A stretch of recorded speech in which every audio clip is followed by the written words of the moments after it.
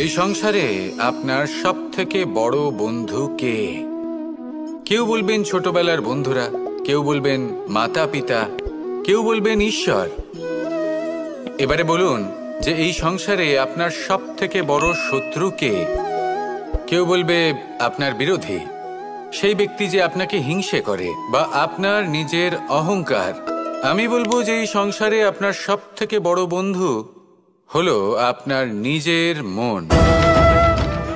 এই চঞ্চল মনকে যদি আপনি নিয়ন্ত্রণ করতে শিখতে পারেন, তাহলে এর থেকে বড় বন্ধু এই সংসারে আপনি কোথাও পাবেন না। সেখানেই যদি এই মন আপনাকে বশ করে ফেলে, তাহলে সংসারে এর থেকে বড় শত্রুও আপনি কোথাও পাবেন না।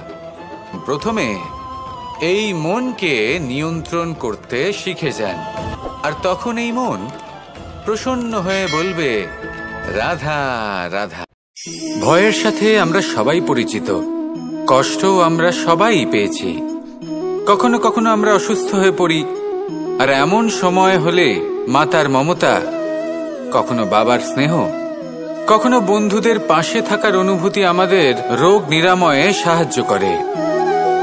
কখনো যদি আমরা নিরাশ হয়ে পড়ি, তখন যদি আমাদের কোনো আপনজন আমাদের দুটো ভালো কথা বলে, তখন আমাদের মনোবল বেড়ে যায়। ঠিক তেমন সংসারের এই রঙ্গমঞ্চে যদি আপনি পীড়িত অনুভব করেন, কিছু শুভ কথা আলোচনা করুন, কিছু স্তুতি গান করুন, কিছু মুহূর্তের জন্য হলেও নিজের ইষ্টদেবের কথা স্মরণ করুন আর প্রার্থনা করুন। সাহস বাড়বে,